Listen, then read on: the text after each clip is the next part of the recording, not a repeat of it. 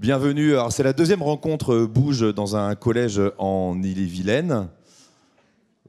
Casting prestigieux aujourd'hui. Un programme Bouge pour vous inciter à bouger plus, pour un mode plus actif, à faire du sport, mais pas que, au quotidien, à faire des exercices, des mouvements, plus marcher, plus bouger, pas forcément rester collé 4h30 à l'écran, sur un écran, par jour. On va en reparler. On va recevoir un champion olympique, champion du monde, champion d'Europe, un des plus grands champions français qui vient tout juste de clore sa carrière. On recevra également une médecin spécialiste du sport. Vous pourrez leur poser toutes les questions que vous avez préparées. Certains vont d'ailleurs monter sur le plateau, certains élèves de la classe olympique, pour poser en direct la question à nos invités. Et puis vous pourrez également, leur poser leurs questions, demander des conseils pour bouger plus, savoir comment notre invité a bougé toute sa vie. On va accueillir maintenant celui qui nous fait le privilège d'être avec nous ce matin. Triple champion d'Europe, handball. Triple champion du monde. Triple champion olympique, 3 médailles d'or. Luc Abalo.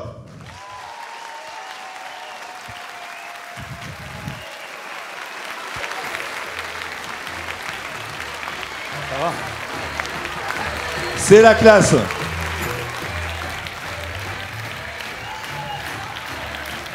Merci, merci.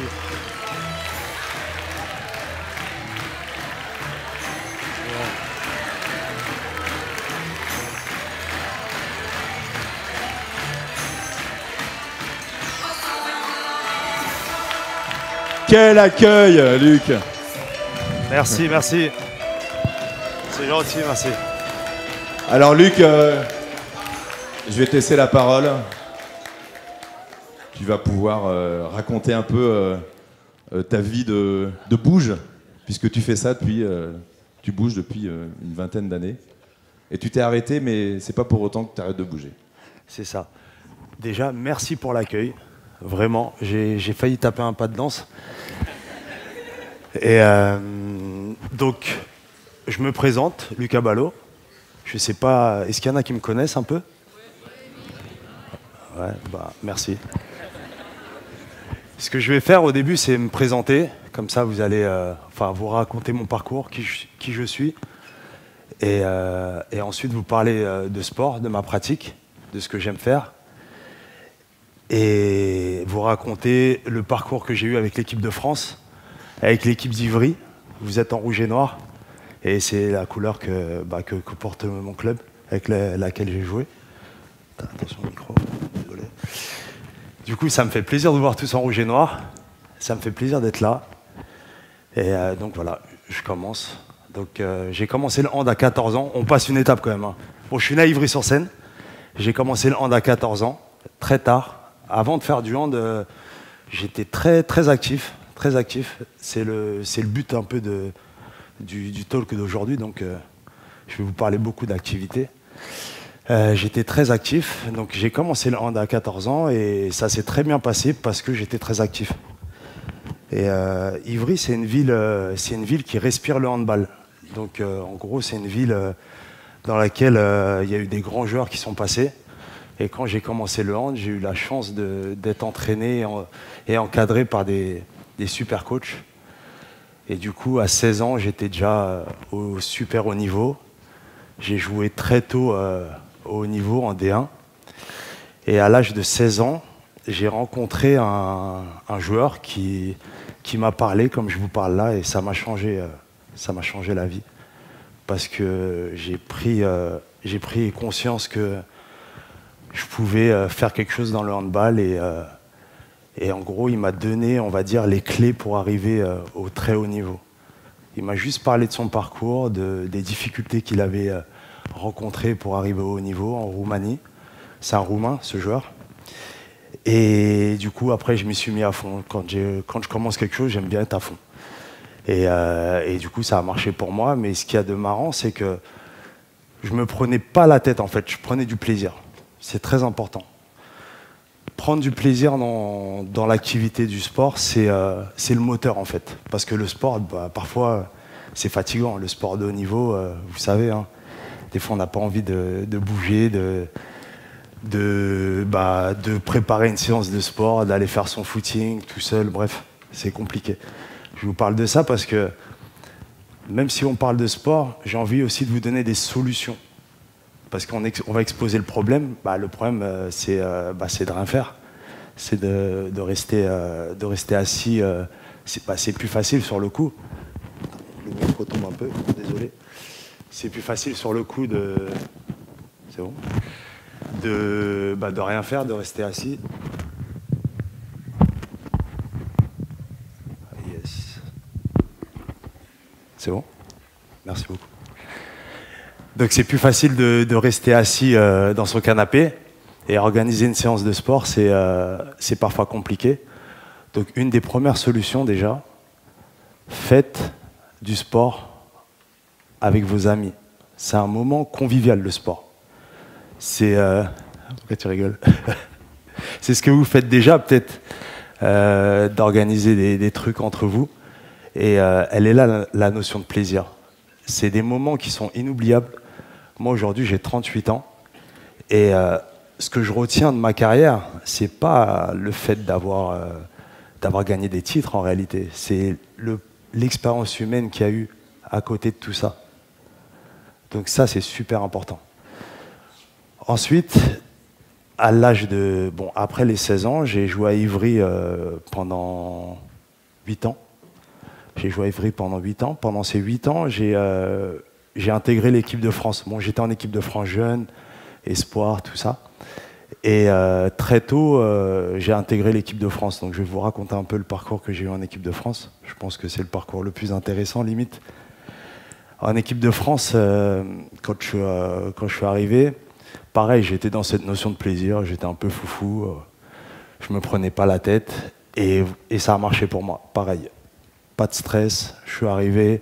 Je m'amusais, je prenais ce qu'il y avait à prendre. Si je jouais, tant mieux. Si je jouais pas, c'était pas grave. Et surtout, je m'amusais. Donc avec cette équipe de France, en 2006, on a gagné le premier championnat d'Europe pour la France.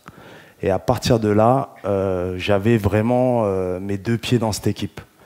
Du coup, 2008, on gagne les Jeux Olympiques. Premiers Jeux Olympiques aussi. Et de 2008 jusqu'à 2012, en gros, tous les ans, on gagnait. Donc, je ne vais pas tous les faire. Et du coup, ça a été une expérience exceptionnelle. 2012, on a commencé à perdre. 2013, on a commencé à perdre. L'équipe a changé. On a commencé à être moins fort. 2015, je me suis blessé. Et là, je vais vous raconter un peu les moments difficiles que j'ai eus dans ma vie. Parce que c'est bien beau de dire que tout va bien, qu'on est les plus forts et tout, mais en réalité, un sportif de haut niveau, parfois, psychologiquement, c'est dur. C'est dur parce qu'il y a des blessures, parce qu'on est moins performant, parce que des fois, il y a des critiques. Et quand c'est comme ça, on peut perdre confiance en soi, avoir un manque de motivation. Et du coup, il faut être fort mentalement, il faut être bien entouré. Amis, famille, et il faut y aller. Donc 2015, je me blesse, je me fais une petite déchirure à l'adducteur. Et là, je continue, dès que je récupère, à m'entraîner, à bouger, même tout seul. Je n'attends pas les séances du kiné pour m'entraîner, pour bouger, parce que j'ai envie de reprendre vite. Je réintègre l'équipe en 2016, mais mes qualités physiques, elles ont un peu diminué. Un tout petit peu, hein, de 2%. Mais je sens la différence. 2017 arrive un coach qui était avant mon coéquipier. Bon, ça reste entre nous. Hein. Je ne sais pas si c'est filmé. Mais ce coach, il voulait changer toute l'équipe. Donc en gros, même si c'était mon coéquipier, il ne voulait plus trop faire jouer les anciens joueurs. Même si j'avais que 30 ans ou 32, 31 ans, pour lui, j'étais un ancien. Et la difficulté de ça, elle devient psychologique, c'est qu'il nous met en concurrence. Donc c'est important de vous parler de ça, parce que je sais que inconsciemment, on est tous un peu en concurrence dans nos têtes, En réalité, la concurrence, ça n'existe pas. Il faut donner le meilleur de soi-même toujours, pas se prendre la tête et prendre ce qu'il y a à prendre, comme je disais tout à l'heure. Mais inconsciemment, des fois, on se met en concurrence avec les autres et ça, on le vit mal. Bref, ça peut être un autre sujet, ça, mais c'est pas le sujet du jour. Mais tout ça pour vous dire que des fois, ça dépendait pas de moi. Il me faisait pas jouer, il me faisait moins jouer. Et là, je commençais à moins m'entraîner. C'est pour ça que je vous raconte tout ça. Parce que du coup, comme dans ma tête, j'avais lâché, je m'entraînais un peu moins. Donc, j'ai dû, à un moment donné, puisque mes qualités physiques et du coup techniques, mon niveau de jeu commençait à baisser, j'ai dû me redonner un coup de boost psychologique en me disant, même à côté des entraînements, tu vas faire tes exercices. Tu prends une balle, je prenais une balle, j'allais le dimanche matin et dehors, il y avait à Ivry, il y a une sorte de grand terrain avec des murs tagués, bref, un truc un peu, pas un super truc, mais un peu à l'ancienne. Et je prenais ma balle et je lançais la balle toute la matinée. Et je courais, je bougeais au max pour arriver à l'entraînement et être au-dessus des autres. Bon, des histoires comme ça, vous en avez vu peut-être plein sur Internet de sportifs qui vous disent qu'il faut faire plus. Mais en réalité, c'est la vérité. Surtout, il faut faire plus quand notre corps commence à baisser un peu. Il faut se faire un peu violence. Et bon, bref, du coup, je suis revenu au niveau. Tout s'est bien passé, mais on ne gagnait pas.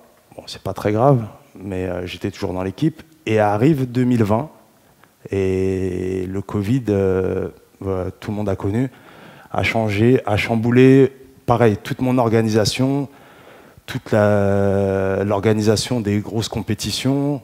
Et j'apprends que les Jeux Olympiques sont reportés à 2021. Alors moi, 2020, je voulais arrêter ma carrière de handballeur après les Jeux Olympiques.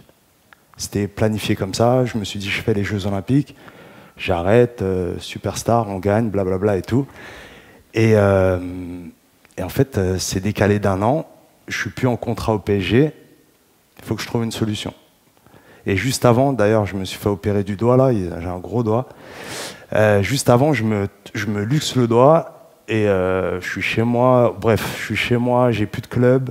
Je ne sais pas si je vais jouer les Jeux Olympiques, c'était mon rêve. Enfin, tout change. Donc, ce que j'ai fait, c'est que pendant tout le confinement, j'étais chez moi à me prendre la tête. Enfin, à me prendre la tête. J'ai plus de motivation. Je suis resté dans mon canapé, je regardais des séries, je ne suis pas allé faire mes footings, je ne suis pas allé faire mes séances. Et en réalité, j'avais plus de club. Et je ne savais pas si j'allais rester en équipe de France parce qu'il y a eu un changement de coach. Bon, le nouveau coach, il m'aimait bien. Donc ça va. Mais, je ne sais pas, il peut se dire, bah, Luc, il n'a plus de club, il est sur la fin. Et la difficulté pour moi, c'était pareil, de me remettre en activité, de bouger. Donc je l'ai refait encore une fois.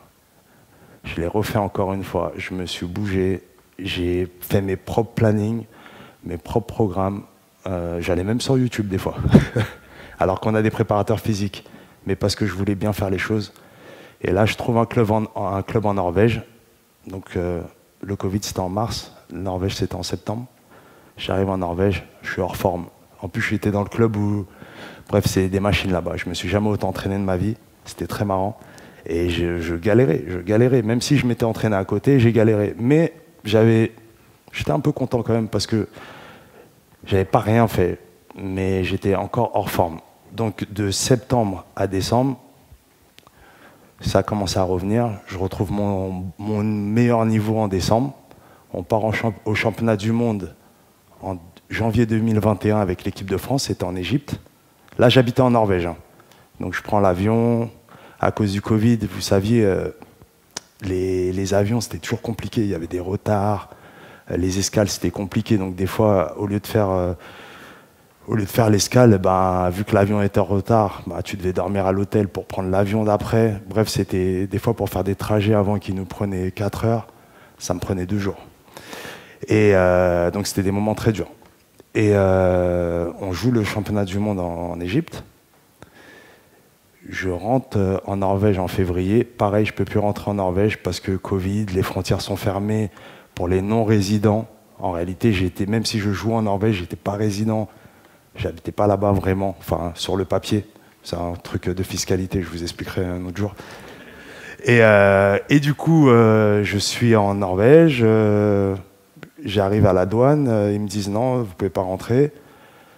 Donc là, je vous dis sincèrement, c'est la première fois que je raconte cette histoire à des étrangers. Enfin, maintenant, c'est la famille, hein, Rennes. Et je commence à pleurer.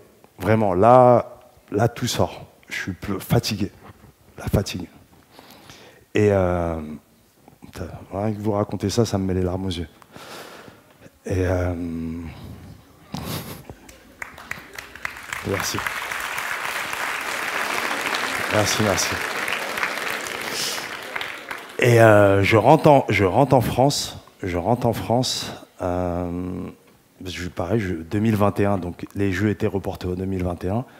Je ne sais pas si je vais jouer les Jeux. J'ai pas de club. Je voulais bien terminer, je peux pas, je sais pas. Et j'appelle le coach, Guillaume Gilles maintenant. Et en gros, je lui dis est-ce que tu as confiance en moi? Il me dit oui. C'était un ancien coéquipier, donc ça m'a vraiment touché. Donc à partir du moment où il me dit oui, pareil, je me suis remis à travailler.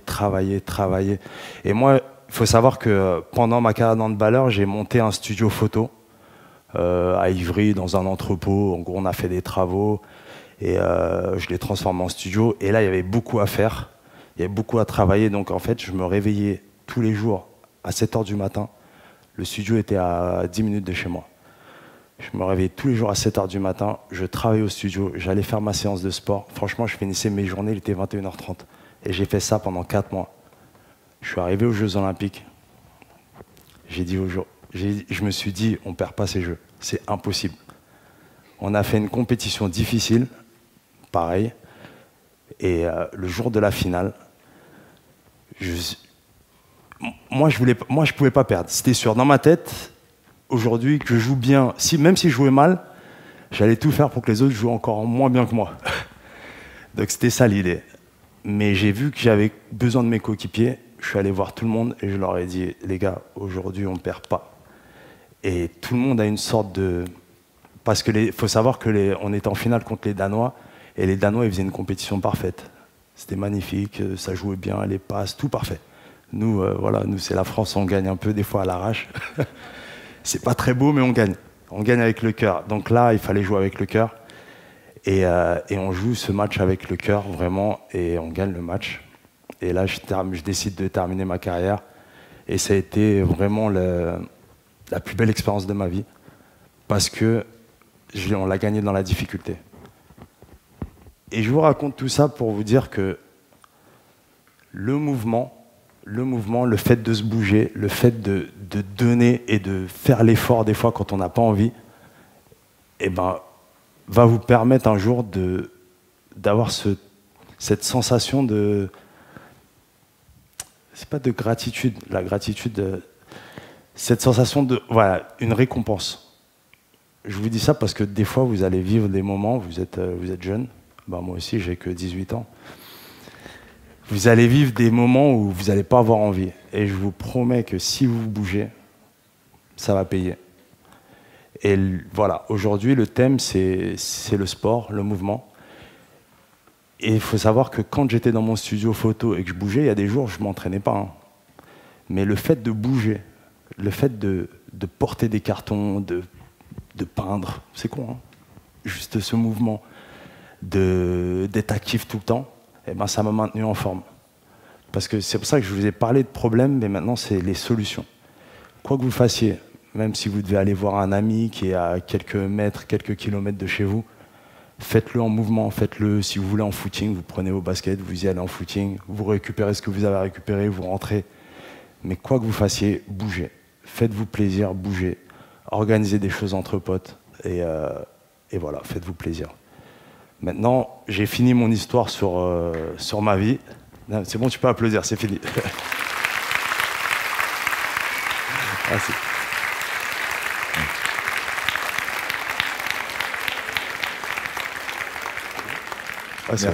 Merci Luc. T'as oublié des passages, hein? J'ai oublié des passages. Après, Tokyo. J'ai parlé de Tokyo. Ah, ma vie à Tokyo. Ouais. Ah, ma vie à Tokyo. Le dernier club, c'était quand même Tokyo. Ma vie à Tokyo, pour parler de justement. Mais franchement, entre le début du Covid et là, parce que j'ai arrêté le hand il y a 1 mois officiellement, j'ai eu que des coupures dans ma carrière. Et j'aurais pu vous raconter aussi la période Tokyo. Je suis arrivé dans un club en fait où qui est un club pour eux, c'est professionnel, mais en fait c'est semi-professionnel. Ça veut dire que des fois on avait des longues coupures. J'avais des 1 mois et demi où j'avais pas d'entraînement.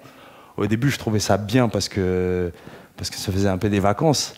Mais pareil, je perdais toutes mes qualités, tout ce qui me faisait de moi un bon handballeur. Et pareil, là-bas, j'ai dû lutter avec moi-même pour rester en forme. Mais après, à côté de ça, c'était une super expérience parce que vu que je travaille aussi le après-handball, j'ai pu étudier. Donc pareil, je passais des journées, je commençais à bosser de 9h du mat. J'étudie en ligne. Je suis dans une école en ligne. Donc, une école de quoi? Ils veulent savoir. Je vais faire de la gestion de patrimoine. Ouais. Alors attends, photographe, peintre, Ouais. entrepreneur, gestion de patrimoine. Non, mais en fait, moi j'ai toujours voulu être peintre. Depuis petit, avant même de faire du hand, je faisais du dessin, de la peinture. Et j'ai fait une école d'art appliqué pendant que j'étais à Ivry. Donc je peins beaucoup, je fais de la photo, j'ai appris en autodidacte.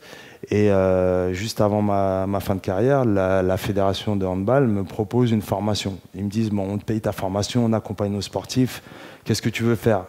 J'allais pas refaire une école d'art appliqué. Donc je me suis dit, aujourd'hui, si je gagne de l'argent en faisant de la peinture, il faut que j'apprenne à le gérer. Donc il faut que j'apprenne le monde de l'argent, de la finance.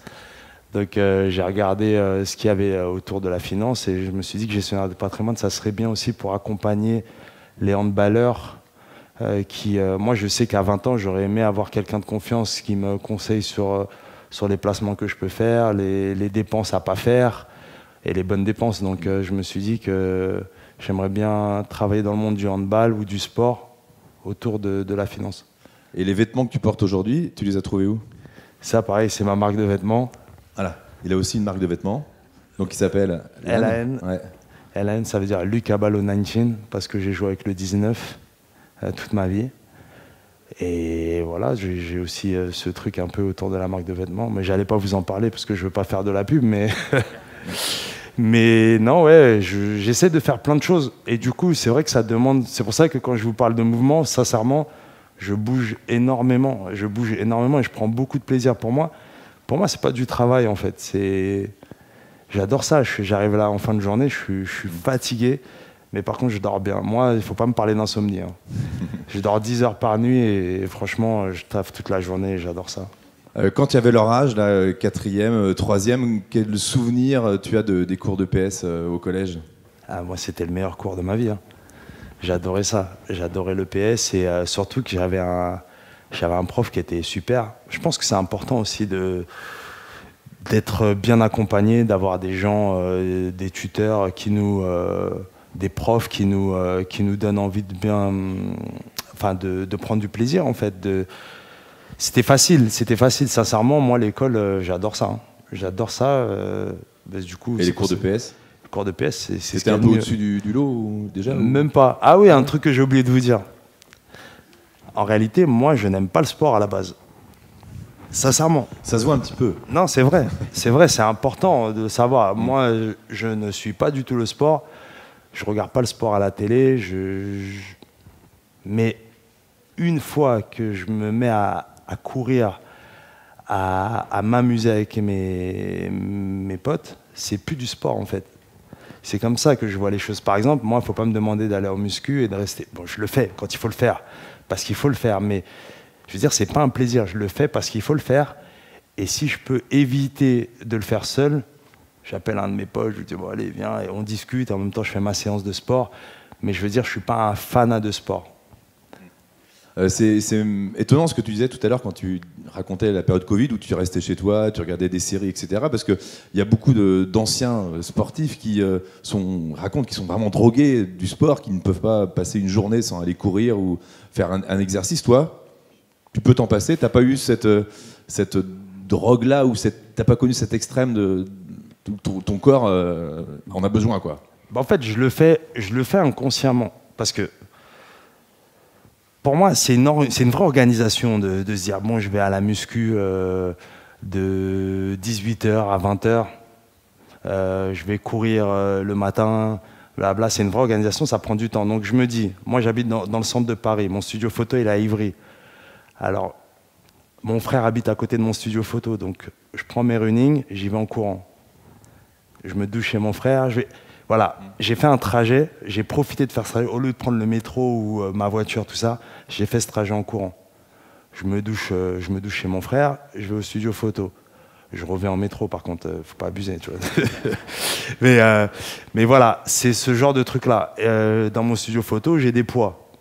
Des fois, je parle avec mon pote, je suis là, ça me fait mon mouvement, en fait. Dès que je peux, souvent j'ai des trucs aussi pour muscler les mains. C'est sur ma table, je suis là, je bouge.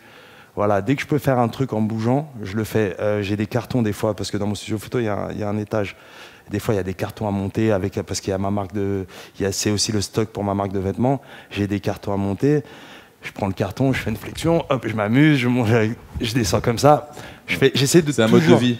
C'est un mode de vie. C'est un truc que j'intègre. Je suis un gars sur Insta qui s'amuse à faire ça. Il s'amuse, il prend le truc dans sa machine, il ouvre son four, il fait ça, tu vois, il est droit. C'est marrant, mais en réalité, si on peut l'intégrer à notre quotidien, c'est nickel. Merci Luc, on va poursuivre la discussion avec 3 élèves qui vont... tu peux t'asseoir, tu peux te mettre ici. Ouais, okay. Voilà. 3 élèves, alors je vais les appeler. Maëlys Guédon, qui est en 4e, qui participe à la classe olympique. Paloma Colliou, classe olympique, membre de la web radio, journaliste, badge journaliste, attention. Paloma et Anquiel Delaunay. Alors Anquiel, c'est le handballeur de service. Je vous donne un micro. Tu te mets où tu veux, Anquiel. T'es arbitre ? Jeune arbitre ? J'ai passé les tests, mais j'ai... Faut dire à Luc. Ouais, j'ai passé les tests, mais je les ai pas loupés, mais presque. Mais je les ai pas loupés, hein, mais voilà quoi. Ouais, mais alors, tu étais arbitre ou pas là ? Pas encore. Presque. D'accord. Pas encore, okay. Pas encore. Et puis Docteur Chat qui est avec nous également, Sophie Chat, médecin, spécialiste du sport. Bonjour. Merci Sophie d'être avec nous. Je vais démarrer avec vous, docteur. Vous n'avez pas de micro ? Regardez, hop, le orange, il est pour vous. Programme bouge. Pourquoi faut-il bouger ? Pourquoi doivent-ils bouger ? Bonjour à tous. Alors pourquoi faut-il bouger ? Luc a donné déjà pas mal d'informations. On va y revenir au fur et à mesure. Mais alors j'avais prévu une petite illustration qui ne doit pas être décryptée. Hein. L'image est floue, mais elle est volontairement choisie comme ça. Pourquoi il faut bouger ? Parce qu'en fait, tout simplement parce que le corps en a besoin et tout simplement parce que le corps est une machine absolument incroyable. Et chacun de nous, alors évidemment Luc, et c'est la machine de guerre en termes de conditions physiques et de préparation physique, mais chacun de vous ici là est une Formule 1, est une machine extrêmement sophistiquée, technologiquement sophistiquée, conçue par la nature. Il n'y paraît pas comme ça parce qu'on ne s'en rend pas compte, on n'en prend pas conscience, on attrape un objet sans le casser, toutes les pressions sont réglées naturellement, on fait des gestes sans s'en rendre compte. Et donc j'ai choisi ce petit bout d'image là qui représente un tout petit bout d'une cellule, une des 100 000 milliards de cellules qui nous composent. Et vous voyez, ça c'est un petit bout qui représente par exemple ce qui va se passer si un facteur de croissance s'accroche à la surface de la cellule, va envoyer tout un tas de signaux jusqu'au noyau. On ne voit pas encore tout ce qui va se passer derrière pour fabriquer les protéines, pour faire fonctionner cette mitochondrie là qui est l'usine à énergie qui fait fonctionner qui va fabriquer l'énergie pour faire contracter les muscles, etc. Mais c'est pour vous donner une petite idée de ce qui se passe à l'intérieur de nous. On aurait pu trouver la même complexité avec le système de régulation du système nerveux autonome ou bien la régulation du système des glandes endocriniennes, etc. C'est pour vous dire qu'on est tous potentiellement vraiment on est tous des machines très très complexe et très, très au point. Et bien sûr, évidemment, plus on le travaille et plus la technologie s'affine, mais tout ça, ça a besoin de fonctionner. On est prévu pour fonctionner. Ces cellules-là, elles fonctionnent en permanence. Même quand on dort, hein, il faut, eh bien, on continue, le cœur continue de battre, on continue à respirer, etc. Mais il est prévu par la nature que le corps fonctionne tout le temps, et nos ancêtres, les chasseurs-cueilleurs, hein, marchaient à peu près 10 à 15 km par jour. Et notre corps est encore prévu pour fonctionner comme ça. C'est-à-dire que notre génome n'a quasiment pas évolué par rapport à nos ancêtres de l'époque préhistorique, alors que notre mode de vie a été complètement bouleversé. En 50-60 ans, qu'est-ce qui s'est passé? Il y a la voiture, il y a l'électricité, il y a maintenant ces écrans qui envahissent nos vies, qui font qu'on est devenu extrêmement sédentaire, inactif. On passe énormément de temps assis, alors que notre génome n'a pas évolué et que nos cellules doivent encore fonctionner comme ça. Et ce qui est prévu, c'est que le muscle, les cellules fonctionnent en permanence, attirent le sucre qui circule dans le sang, le fassent rentrer, le transforme ici au niveau de la mitochondrie. Si on ne fonctionne pas, si on reste assis, eh bien, tout ça se dérègle. Le sucre va s'accumuler dans le sang, les lipides aussi. Et on peut mesurer ces effets-là très facilement. Là, on est à peu près 300. Si je prends un tiers de la salle, une centaine de personnes, je vous dis de rester assis 3 heures. Une autre partie, je vais vous demander de marcher 1 minute toutes les heures, par exemple. Et puis la troisième partie, vous allez marcher 5 minutes toutes les 30 minutes. Eh bien, on va voir que dans la première partie de la salle, au bout de ces 3 heures, on aura la tension artérielle qui monte, le sucre dans le sang qui monte, les lipides aussi. Alors que dans cette moitié-là qui a marché 1 minute toutes les heures, eh bien, la tension artérielle sera déjà un peu plus basse. Et puis les troisièmes auront une tension artérielle un peu plus basse et en plus un sucre dans le sang qui sera diminué. C'est pour vous expliquer qu'en fait, on est prévu pour ça. On n'est pas du tout prévu pour rester des heures assis comme on le fait maintenant, comme notre vie nous amène à le faire, parce que sinon tout se dérègle.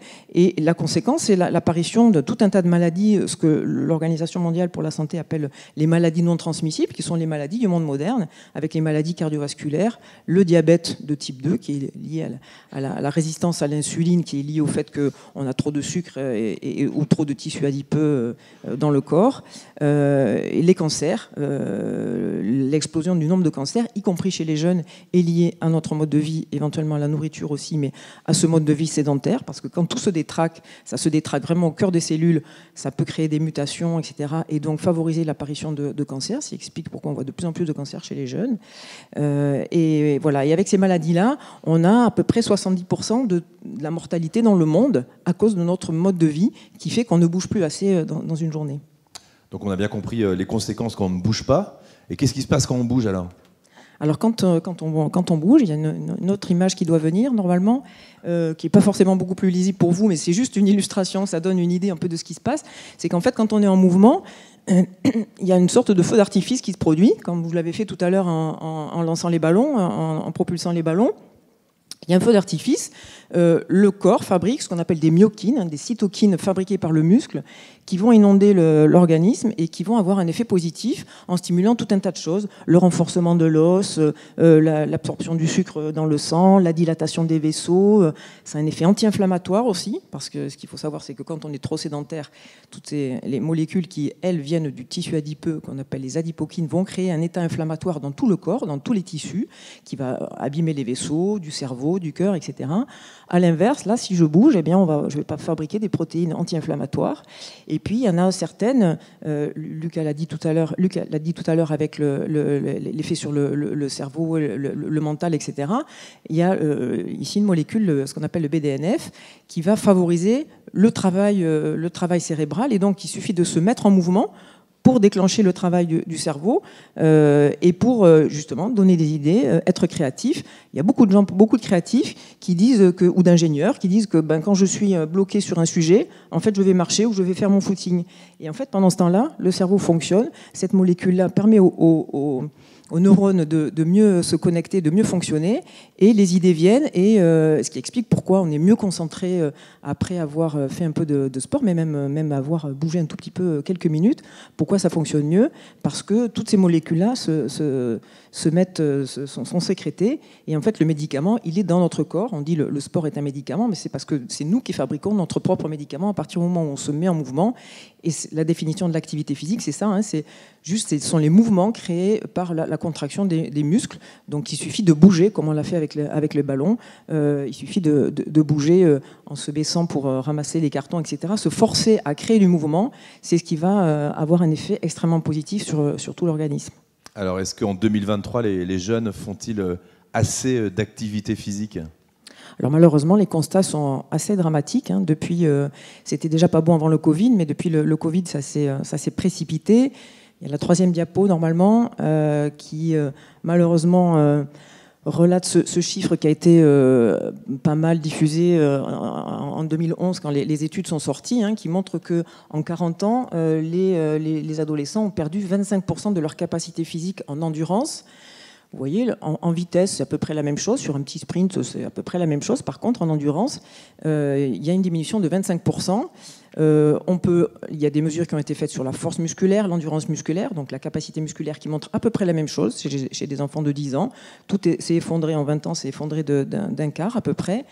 Ce qui est très embêtant, c'est qu'on sait que la capacité physique, en fait, elle prédit notre espérance de vie. C'est-à-dire, plus on est en forme, plus on peut faire des choses avec le corps, plus on peut courir, plus on peut soulever de poids, plus on peut monter des escaliers, et plus on va vivre longtemps, quelle que soit finalement la maladie qu'on a.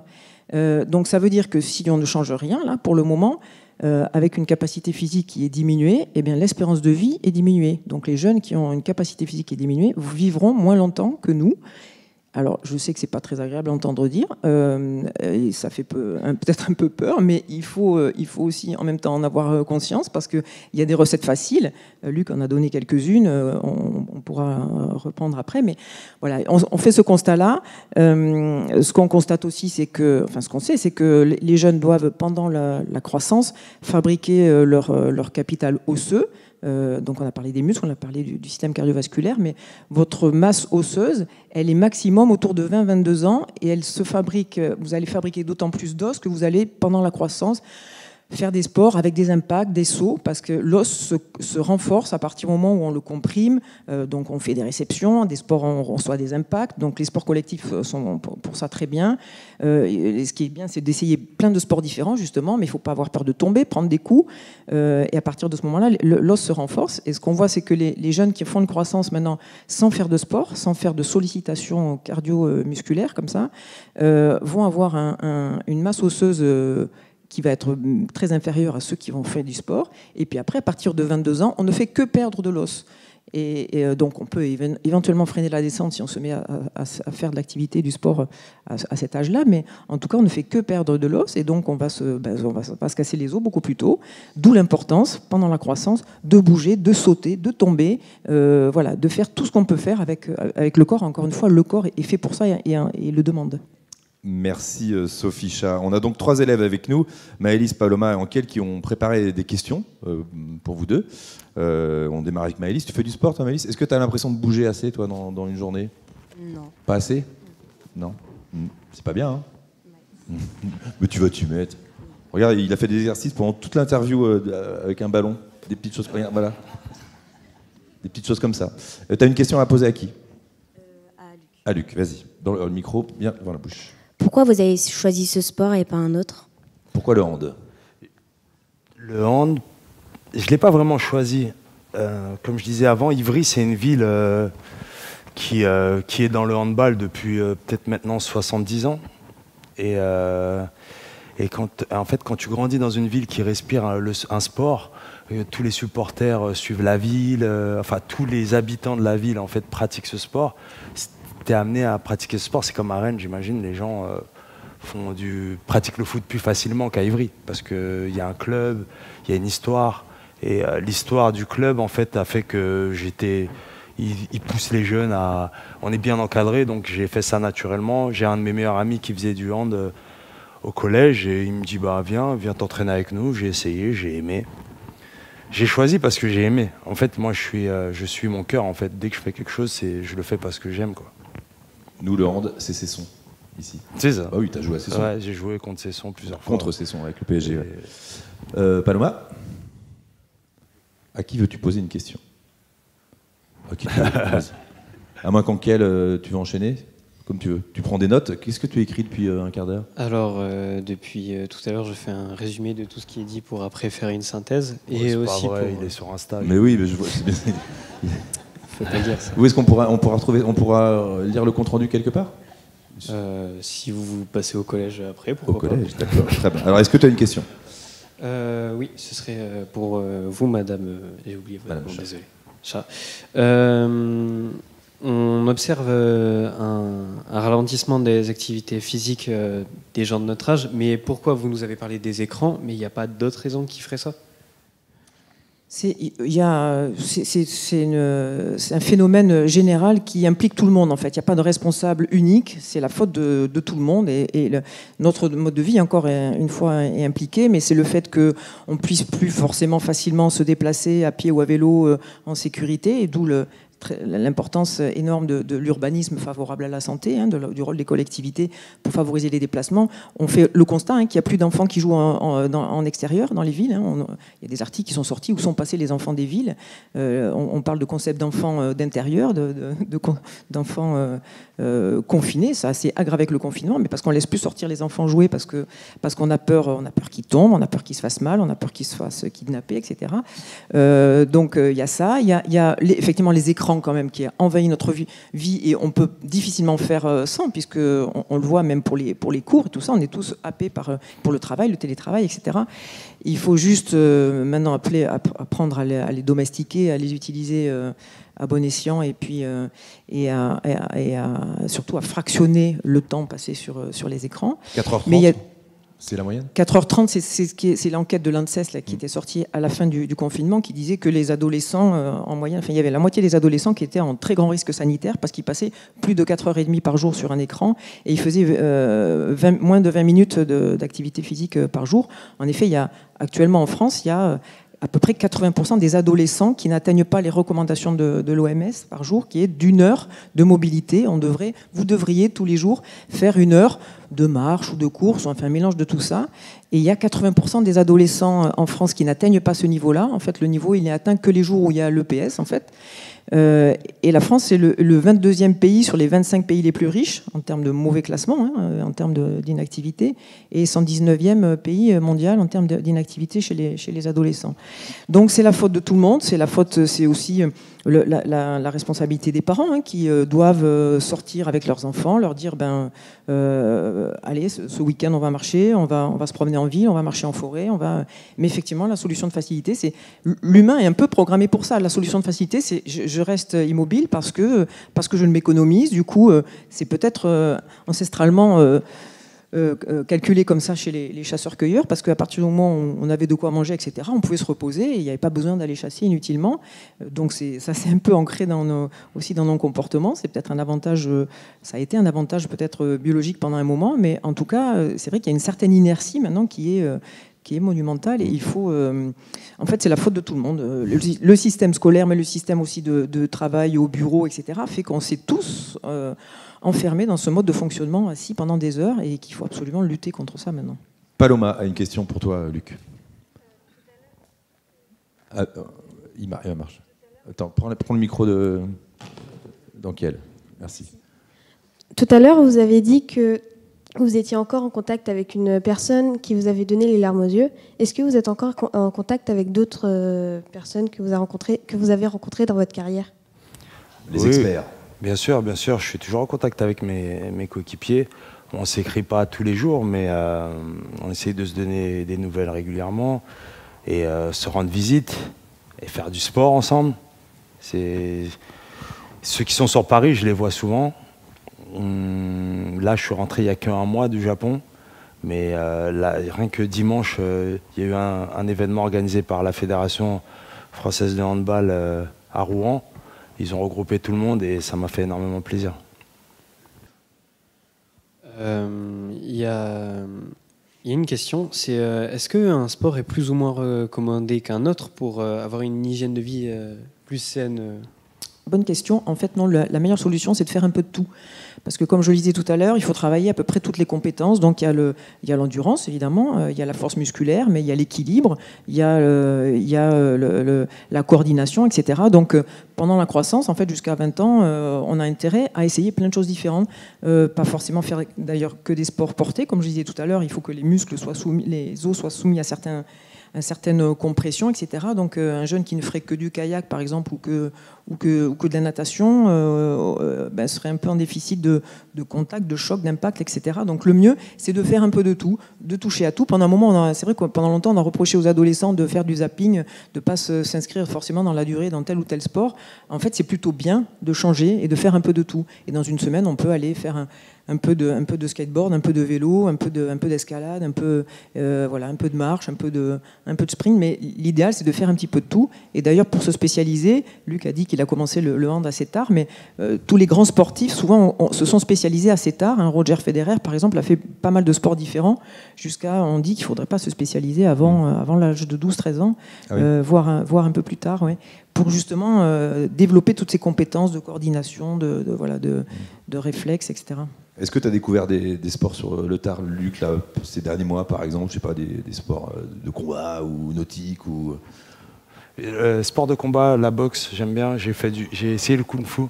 Il y a des boxeurs. J'ai essayé le kung-fu juste avant le Covid, et après j'ai dû arrêter à cause du Covid, mais j'aimais bien.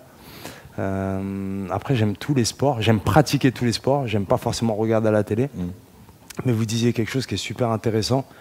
Et ça m'a fait penser aussi, le problème, moi j'ai vu ce problème chez certains jeunes, c'est que parfois quand ils s'inscrivent à un sport, c'est pour ça que je parlais de plaisir tout à l'heure, j'ai pas pu évoquer vraiment, rentrer en profondeur dans le sujet, mais certaines personnes se mettent trop de pression, la pression faut être bon, du résultat, de la performance, et du coup ils ont plus envie de s'inscrire en fait.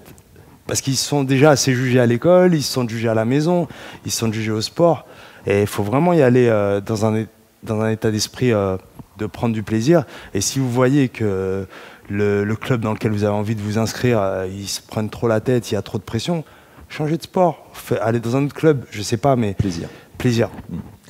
Merci pour vos questions. Il y a des questions également préparées et prévues par des élèves dans la salle. Qui est-ce qui veut démarrer? Ouais, t'as un micro, on t'écoute. Du coup, quel est ton prénom? Lucien. On t'écoute, Lucien. On a tous les deux une question, donc je vais commencer. Est-ce que c'est un danger de pratiquer trop de sport?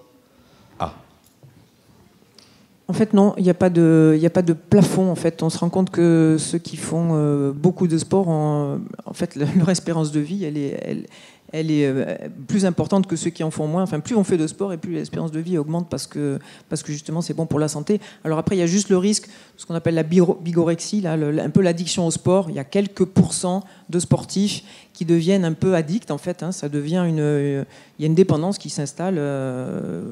Tu le disais tout à l'heure, mais c'est ça se gère, ça s'accompagne, mais c'est vraiment exceptionnel. C'est une infime partie des sportifs. La plupart du temps, il y a un besoin, effectivement, une dépendance mineure qui s'instaure parce que ça fait du bien de faire du sport et que en général, dès qu'on arrête, on sent que le bienfait s'arrête et on a besoin de le reproduire.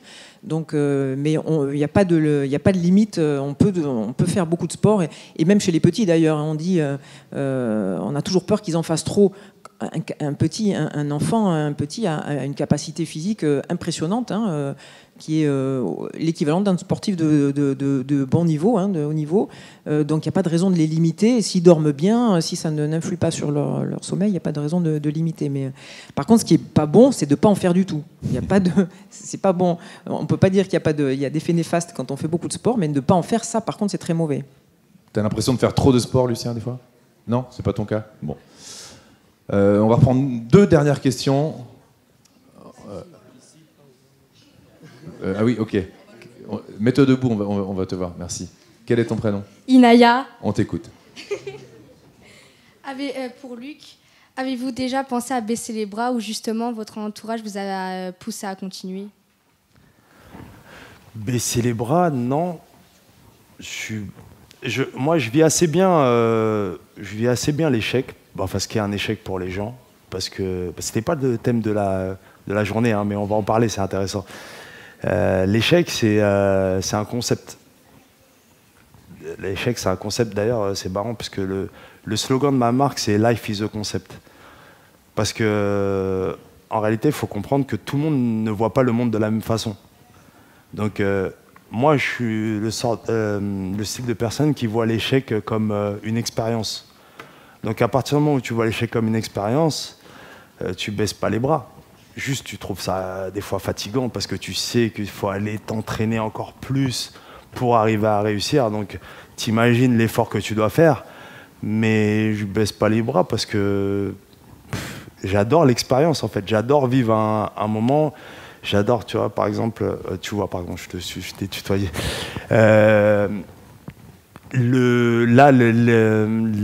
L'épreuve que j'ai en ce moment, c'est de me remettre à étudier. Moi, en réalité, depuis que j'ai 18 ans, j'avais pas remis la tête dans des bouquins. J'ai fait une école d'art appliqué, mais il n'y avait pas de choses à rédiger, autant de textes à lire. Et là, j'ai remis la tête dedans. C'est dur. J'ai un examen en octobre. Mais en réalité, je le vis super bien parce que c'est une expérience, c'est l'expérience qui est belle en fait. Je sais que c'est dur et j'aime bien la difficulté. Donc baisser les bras, pour moi, c'est...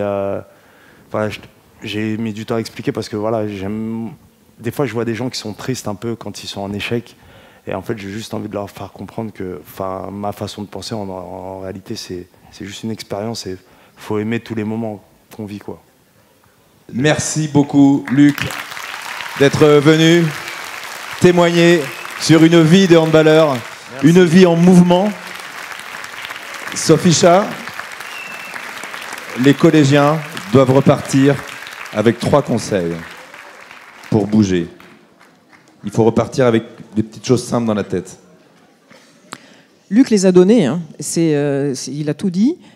Profiter de toutes les occasions de se déplacer, de faire des transports. Voilà, on doit se faire 2, 3, 4 km, on les fait à pied, il n'y a pas de raison.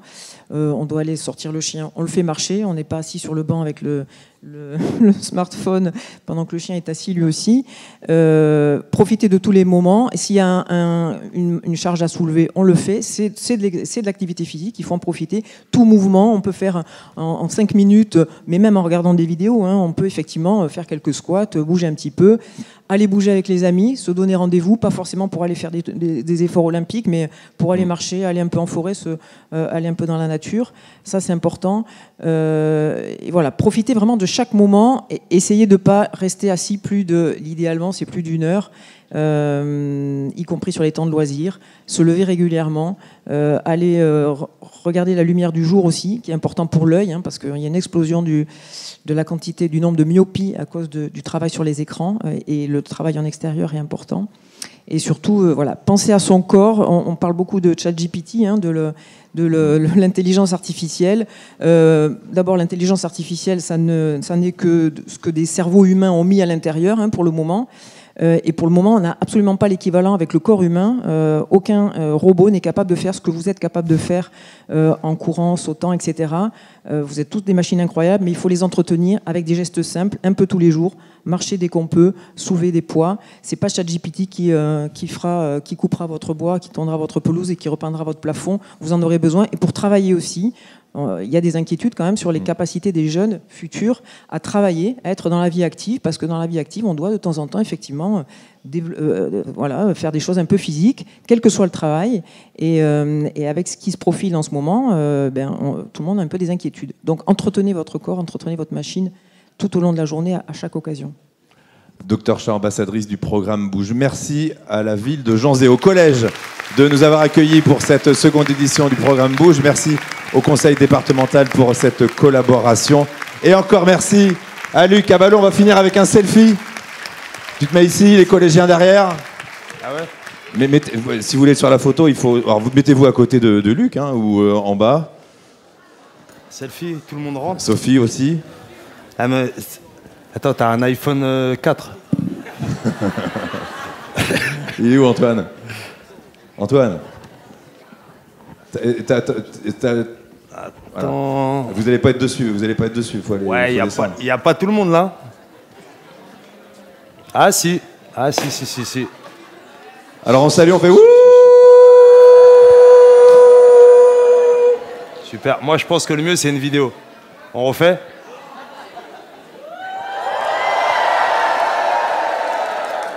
Yes. Super. Merci à vous Merci pour à votre vous. attention, c'était super. Merci. Et bougez. Merci de m'avoir écouté.